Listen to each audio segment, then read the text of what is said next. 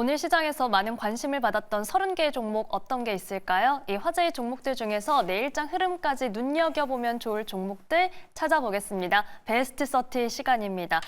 코스피가 참 오랜만에 종가 기준으로 2,600선을 회복을 했고요. 탄력으로만 보면 코스닥도 참 좋았습니다. 종목별 희비도 많이 교차하는 시장인데 두 분과 함께 이 종목별 전망 그리고 전략 살펴보겠습니다. 장인투자클럽 이창대 대표, IM증권 도곡 WM센터 이화진 과장과 함께하겠습니다. 두 분 안녕하세요. 안녕하세요. 반갑습니다. 네, 오늘도 잘 부탁드립니다. 저희 베스트 30는 외인과 기관 매수 상위, 상승률과 하락률, 검색 상위까지 총 5가지 기준을 토대로 먼저 30개의 종목을 추려냈는데요. 이 베스트 30 지금 바로 확인해 보시죠. 네, 오늘의 베스트 30가 등장했습니다. 우선 오늘 기관 매수 상위 중에 티웨이 항공이 있었는데요. 이 경영권 분쟁을 놓고 왈가왈부하는 가운데 시간의 거래에서는 급락하기도 했습니다. 한편 HLB와 HLB 생명과학이 금요일에 이어서 오늘도 외국인 매수가 몰리는 흐름 보였고요. 의료 AI 테마 종목들도 최근 시장에서 고르게 부각됐습니다. 또한 두 자릿수 급등한 온코크로스도 외인의 힘으로 오르는 흐름을 보여줬는데요.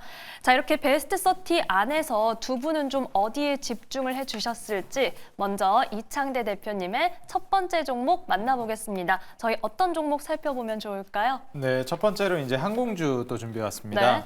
제가 이전에 그 대한항공 관련해서 장기적으로 봤을 때 충분히 올라가 봄직하다 이렇게 좀 말씀을 드렸었는데요. 오늘은 이제 대한항공은 아니고 TA항공을 좀 준비해 와서 여기에 대해서 설명을 드리려고 합니다. 제가 대한항공 처음에 소개해 드렸을 때 유가가 장기적으로 좀 하락세에 접어들었다. 그렇기 때문에 수익성이 좋아질 것이고 장기적으로 항공주 상승이 수요만 좀 올라가 주게 되면 충분히 올라가 준다라는 말씀을 드렸어요. 근데 수요 측면에서도 충분히 성장이 나오고 있었기 때문에 그 부분도 충분히 우리 투자자 여러분들이 좀 고려해 보셨을 때 투자 메리트가 있었다고 생각이 됩니다. 그런 관점에서 이제 대한항공을 봤을 때 근데 이 어떻게 보면은 고가 항공사보다는 저비용 항공사 쪽으로 좀 수요가 먼저 발생하고 있기 때문에 저비용 항공사 쪽으로 먼저 움직이지 않을까 이런 이제 생각을 많이 하셨을 거예요. TA 항공 같은 경우 이제 저비용 항공사 쪽이고요. 유가 하락세가 이제 지속되면서 좀 수혜를 받을 걸로 예상이 됩니다. 잠시 이제 상품 차트를 좀 보면서 말씀을 좀 드릴 건데 네. 유가가 아무래도 이 트럼프가 당선이 되고 나서 좀 오를지도 모르겠다 생각이 들었던 유가를 도로 또 이제 다시 낮추는 효과를 보여주고 있습니다.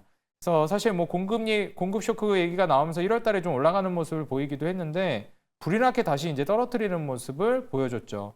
그래서 트럼프 당선 이후에는 유가가 아주 좀 안정을 취하면서 하락을 보여주고 있다. 이렇게 좀 생각을 하시면 되겠습니다. 그리고 이제 추가적으로 대명손호그룹이랑 경영권 분쟁 이슈가 계속 있습니다. 이게 지금 끝났다 아니다 이렇게 좀 얘기가 나오고 있는데 아직 제대로 깔끔하게 마무리된 단계가 아닙니다. 그래서 정정 공시도 냈고요.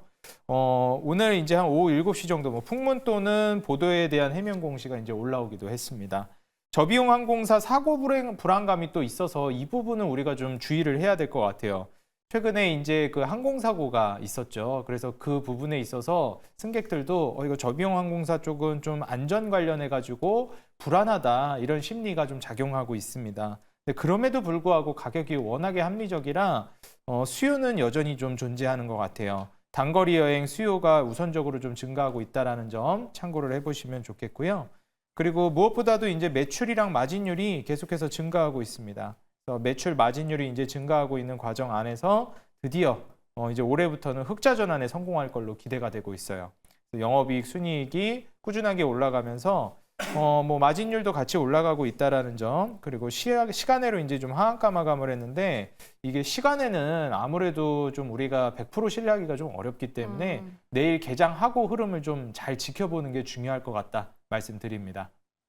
네, 이렇게 이창대 대표님과 첫 번째 종목으로는 오늘 티웨이 항공 좀 점검을 해봤습니다. 국제 유가라는 이런 시장 환경이나 저비용 항공사에 대한 어떤 장점과 또 아쉬운 불안감이 있는 시각까지도 함께 짚어드렸으니까요. 이 점 참고해 보시기 바랍니다.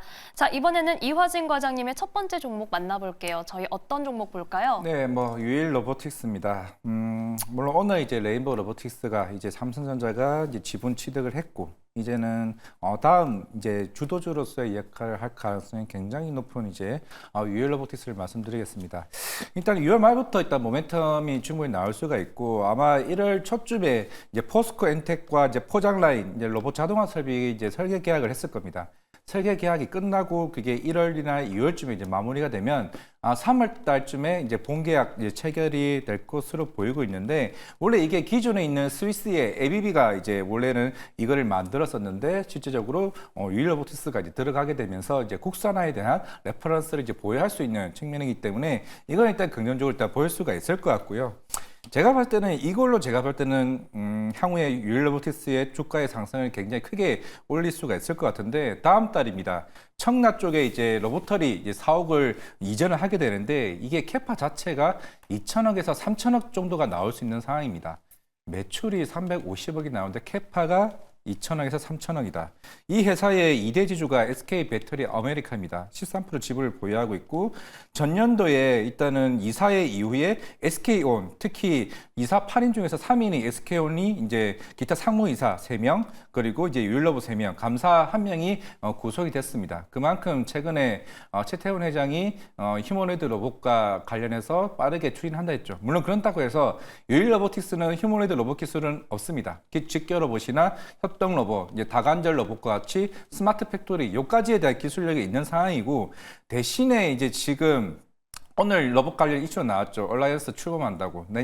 내일 아마 이게 로봇주들이 빠르게 강한 상승이 나올 걸로 보이고 있는데 어떤 기업이 참여할지는 아직은 모릅니다. 결국에는 모든 로봇들 기술을 가지고 있는 이 회사들을 통해서 모든 휴머노이드 로봇을 국산화시키겠다는 이 목표 아래 만들어지는 상황이기 때문에 당연히 여기서는 이제 유일 로보틱스 같은 경우는 일단 SK 관련 그룹으로서 제가 볼 때는 향후에 좀 콜옵션이나 이제 지분에 대한 취득 가능성이 좀 굉장히 높다고 볼 수가 있을 것 같습니다. SK온, SK 하이닉스, 그러니까 대부분의 SK 제조업 기반에 대한 기술력을 제가 볼 때는 글쎄요, 만약에 아까 제가 캐파 2천, 3천억 얘기했습니다. 그런데 매출 300억이라 했죠.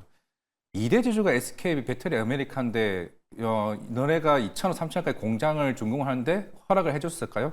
이건 다 이유가 있다라고 좀 개인적으로 생각을 하고 있습니다. 그런 측면에서 향후에 매출이 뭐 2030년이 될지 2035년이 될지 모르겠지만 지금 매출액의 10배 이상에 대한 성장성을 보여줄 수 있는 게 일단 SK그룹이라고 일단 말씀을 드리겠습니다. 네, 이화진 과장님의 첫 번째 종목은 유일 로보틱스였습니다. 우선 다음 주도주의 역할을 할 수 있다라는 의견 말씀해 주셨고요. 이 이유로는 청라의 신공장 건설 이슈, 캐파 확대, 그리고 SK그룹과의 연결고리 짚어드렸습니다.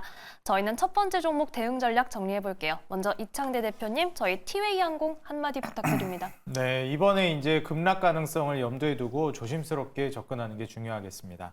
네, 분명히 조심스러운 접근 주의하자라는 말씀 드렸습니다. 이화진 과장님의 유일 로보틱스 한마디는요? 레인보우 로보틱스의 다음 타자 유일한 로봇 회사 유일 로보틱스입니다. 네, 유일 포인트 또 짚어주셨네요. 과연 또 새로운 주도주가 될 수 있을지 기대해 보겠습니다.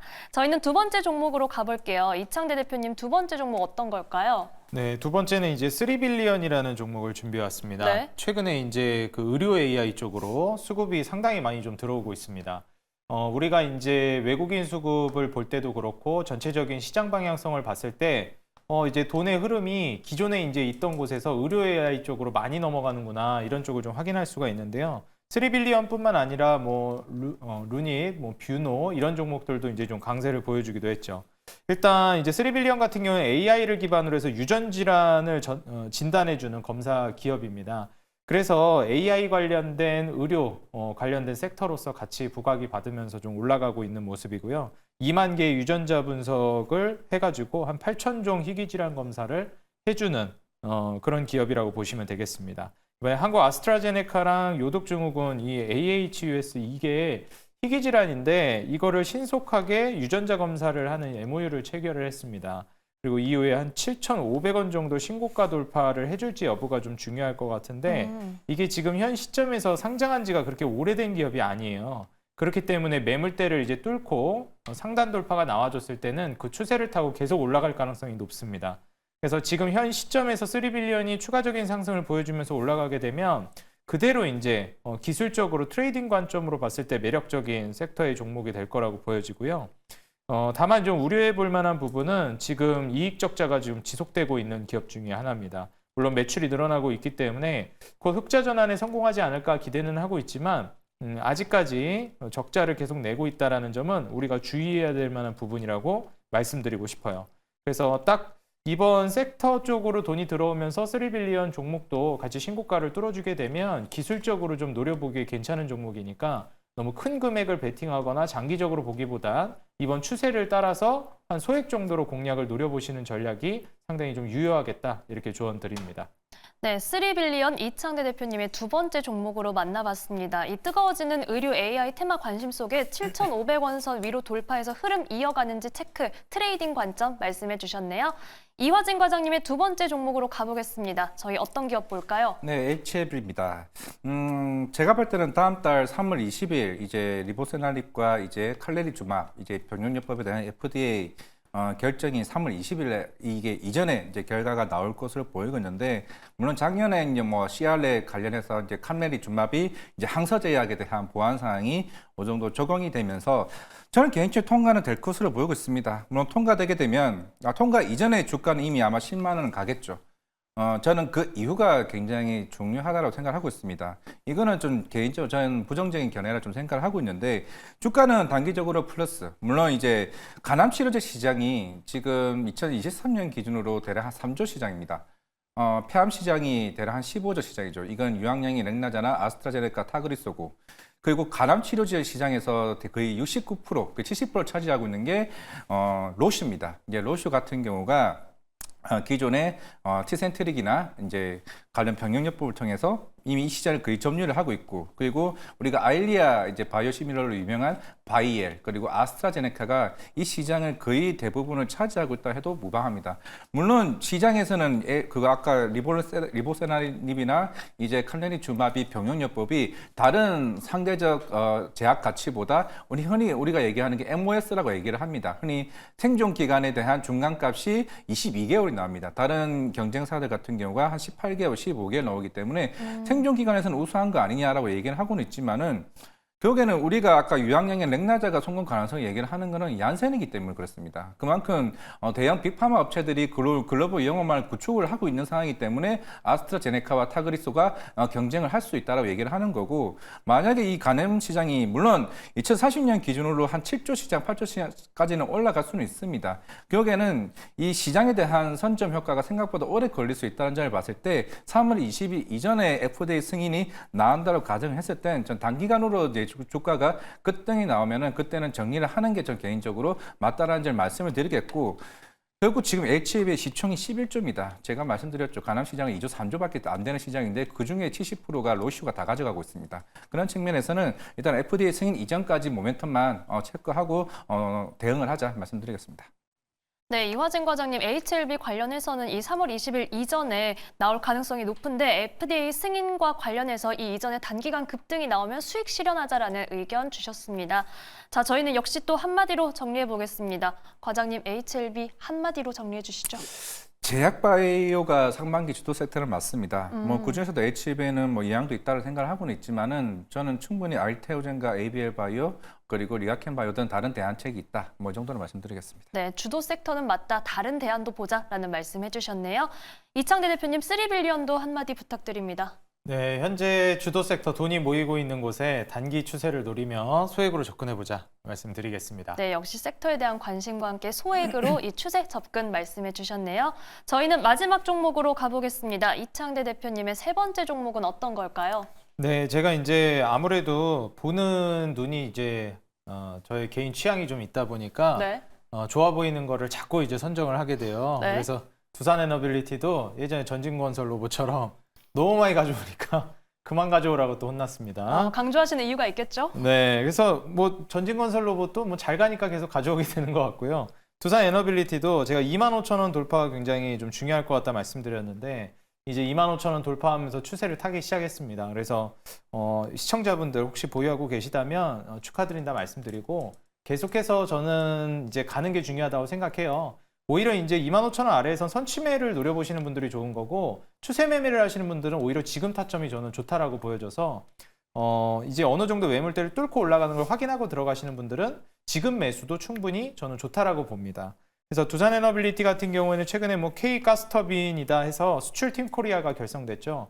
그래서 원전 같은 경우에는 뭐 이 한 가지 이벤트만 보는 게 아니라 앞으로도 이런 이벤트들은 계속 생겨날 겁니다. AI 반도체 관련해서도 데이터 센터 수요가 올라갈 거고, 한국 남부 발전이랑 미국 시장 본격 진출을 위한 공동 마케팅을 시작했습니다. 뭐 미국 시장 진출이야 우리가 충분히 예견해 볼 수 있는 부분이었죠. 우리나라 이제 대표적인 뭐 지표 역할을 해주는 원전 종목은 두산에너빌리티니까, 두산에너빌리티를 기반으로 해서 이미 뭐 미국 빅테크 기업들과 사업이나 이제 수주를 따내고 있는 부분들이 중요하게 나와주고 있습니다. 그래서 지금 AI 데이터 센터가 수요가 좀 증가하면서 원전 자체의 수요는 앞으로도 계속 늘어날 거예요. 제가 조선 이후에 향후 10년을 볼 만한 섹터로서 두산에너빌리티를 계속 강조하고 있죠. 그렇기 때문에 2025년 대비해서 한 35년까지는 계속 장기적인 성장성을 좀 노려보시기 바라겠고요. 지금 미국 빅테크 기업들의 원전 계약 러시가 계속 이어지고 있습니다. 뭐 아마존뿐만 아니라 구글의 알파벳, 그리고 뭐 여타 다른 아마존 이런 기업들도 계속해서 데이터 센터 AI 쪽의 확충이 중요해지고, 거기에는 원전이라는 에너지원이 필수다 보니 SMR 소형 모듈 원자로에 대한 수요, 그리고 거기에 대한 계약을 계속 따내려고 하는 모멘텀이 나와주고 있어요. 차트를 잠깐 보시게 되면 제가 이전부터 뭐 몇 달 동안 계속 강조드렸던 25,000원 가격대를 드디어 뚫었습니다. 사실 이 뚫기 전에는 선취매가 좀 가능한 구간이어서 강조를 드렸던 것이고, 이 뚫은 시점에서는 돌파를 확인하고 추세 매매를 하시는 분들, 돌파 매매 하시는 분들은 오히려 이런 타점이 더 좋을 수 있거든요. 그래서 지금 타점을 한번 좀 주목해 보시면 이제 시작이라고 좀 보여지니 두산에너빌리티 아직도 공략해봐도 좋겠다 조언 드립니다. 네, 이창대 대표님과 세 번째 종목으로는 두산에너빌리티 살펴봤습니다. 오늘 투자자들이 가장 많이 검색한 종목 중 하나이기도 했고요. 지금 투자 성향에 따라서는 지금도 타점으로 볼 수 있다라는 얘기도 해주셨고, 이 글로벌 시장에서의 포지션도 자세히 짚어드렸습니다. 자, 이번엔 이화진 과장님의 세 번째 종목 만나볼 텐데요. 저희 어떤 기업 살펴볼까요? 네, 두산에너빌리티입니다. 네. 왜 웃으세요? 일단은 이게 예전에 2009년도죠. 이제 바라카 원전 처음 이제 아랍에미리트 원전 수주 받았을 때, 제가 이제 차트를 한번 봤었는데, 그 당시 BHI가 한 5배를 갔고 두산에너빌리티도 한 5배를 갔습니다. 그 당시 아마 24조 아마 수주를 받았을 거고, 이제부터 이제 중요한 거는 아마 일단 3월에 한번 조정은 나오겠죠. 일단 최종 계약이 나오게 되면 이제 물론 이번 주에 체코 원전 관련해서도 일단 논의가 진행되게 되면은 일단은 한 번은 일단 모멘텀은 이제 끝날 것으로 보이고 있습니다. 이제 중요한 거는 그 이유가 될 것으로 보이고 있는데, 일단 폴란드 수주에 대해서는 오늘 두산에너빌리티가 실적이 나오고 실적 관련해서 이제 컨퍼런스 콜이 있었지만은 폴란드의 퐁티누프 2차 수주는 어느 정도 제가 볼 때는 일단은 이제 내려놓은 것 같습니다. 근데 이게 끝이 아니라 지금 인도 쪽에서 지금 620억 달러에 대한 향후 원전 20년간 620억 달러 수준이면 대략 한 70조, 80조죠.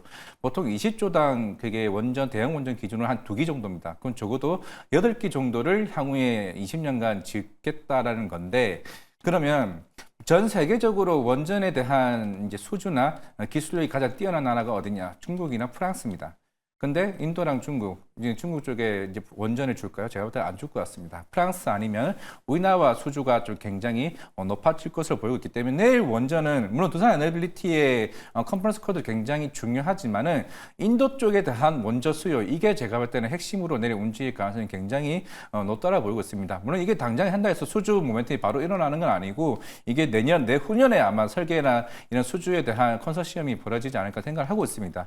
그렇다는 거는 뭐 유럽도 마찬가지고 사우디, 아랍에미리트 이쪽이 이제 본격적인 흐름이라 생각을 하고 있고, 물론 이제 오늘 두산에너빌리티 얘기한 거는 올해는 체코의 2기에 대해서 얘기를 했습니다. 내년에는 해외 2기와 사우디가 아니고 아랍에미리트 1기를 얘기했고, 그리고 26년도에는 사우디 1기를 얘기했습니다. 그러면 매년마다 2기씩을 대한 수주 모멘텀에 참석을 한다라고 했을 때, 물론 조건이 붙었죠. 이게 최근에 APR 1400 관련해서 IP 지적재산권에 관련해서 이제 웨스팅하우스와 협약을 맺었습니다. 실제로는 이게 얼마만큼 수수료를 떼는지는 알 수는 없습니다. 원래 예전에 20조 수주를 따면은 2조 정도에 대한 수수료를 지급을 했습니다. 아마 그보다 많거나 그보다 적거나, 대신에 너네들이 수주 받는 것에 대해서 더 이상 이제 태클을 걸지 않겠다는 거죠. 그러면 이제 2030년 기준으로 대부분 두산 에너빌리티나 VHI나 이제 그 당시에 이제 상용화가 되면서 이제 그에 대한 밸류를 땡길 겁니다. 보통 대형 원전 같은 경우는 15년이 걸리게 되고 이거 7년, 5년, 10년, 15년으로 이제 자금이 현금 흐름이 다른데 두산 에너빌리티가 가장 뒤에 이제 물량을 받습니다. 한전 기술을 가장 뒤에 받고 아마 10년 뒤에 이제 두산 에너빌리티가 현금 가치를 아마 땡길 겁니다. 그게 이제는 이제 뭐 10년 뒤에 밸류를 얼마만큼 이제 현금 가치로 이제 할인을 받느냐가 이제 제일 중요하겠죠. 그런 측면에서 다음 달에 수주 반응이 좀 굉장히 중요하다고 보이고 있고 두산 에너빌리티가 이번 월 말에 아마 인적 분할 두산 마켓이 마무리가 될 겁니다. 이 자금이 어디로 쓰냐? 물론 오늘 구체적인 자금에 대해서는 말을 하지는 않았습니다. 그게 제가 알기로는 1조 차입금으로 창원에 있는 SMR 공장 원전 공장을 짓고 그게 예전에 뉴스케일 파워와 올해부터 본격적인 이제 프로젝트에 들어가는 걸 알고 있습니다. 그러면 이제 북미 쪽에 대한 SMR은 보통 5년에서 5년짜리 기술인데 이게 2, 3년으로 줄이는 기술까지 완공이 됐다라고 하게 되면은 그러면 당연히 2, 3년마다 수익을 실현할 수 있는 기능까지 나와주게 된다라고 했을 때 그러면 북미 쪽에 대한 SMR 원전 수익과 대형 원전에 대한 밸류가 한용이 본격적으로 이제 시장에 대한 가치를 인정받게 된다라고 하게 되면 물론 예전 2009년처럼 조금 지금 가격보다 5배 갈 수 있는 거 아니야라고 할 수는 있겠지만은 지금 시총이 18조입니다. 그러면 100조까지 가야 된다는 건데 그것까지는 아니더라도 만약에 이번 3월달에 그 두코발 재정 계약 이후에 세론이 나온다. 그러면 그때는 저는 이제 자꾸 그 다음에 대한 수준 모멘텀에 조금 한번 베팅을 해보는 것도 좀 나쁘진 않다고 말씀드리겠습니다. 네, 오늘은 이화진 과장님의 세 번째 종목도 두산 에너빌리티였습니다. 이 글로벌 시장 중에서도 또 인도 쪽에 대한 기대감도 짚어주셨고 관련해서 지금 향후 체크할 일정들도 자세히 말씀드렸으니까요. 앞으로 주목해 보시기 바랍니다. 자, 장기적으로도 기대감이 나올 수밖에 없는 두산 에너빌리티 오늘 두 분의 이야기를 들어봤는데 투자 전략 한마디로 정리해 볼게요. 먼저 이창대 대표님 한마디 부탁드립니다. 네, 이제 오늘을 마지막으로 저는 두산 에너빌리티를 얘기 안 할 거기 때문에 네. 한 10년 동안 우리 시청자 여러분들 잘 가져가셔가지고 묵은지처럼 좋은 결과 내시기 바라겠습니다. 네, 10년 묵은지에 대한 마지막 인사를 좀 해주셨습니다. 앞으로도 수익 극대화 기대해 보겠습니다. 이화진 과장님의 두산 에너빌리티 한마디 더 들어보죠. 두산 바켓을 보내고 나서부터 두산 에너빌리티는 굉장히 가벼워졌다. 뭐 이 정도로 말씀드리겠습니다. 네, 두산 에너빌리티의 몸집이 가벼워진 점 짚어드렸네요. 이 부분도 저희가 계속해서 잘 체크해 보겠습니다. 자, 오늘 두 분 말씀은 여기까지 듣겠습니다. 지금까지 장인투자클럽 이창대 대표, IM증권 도곡 WM센터 이화진 과장과 함께했습니다. 고맙습니다.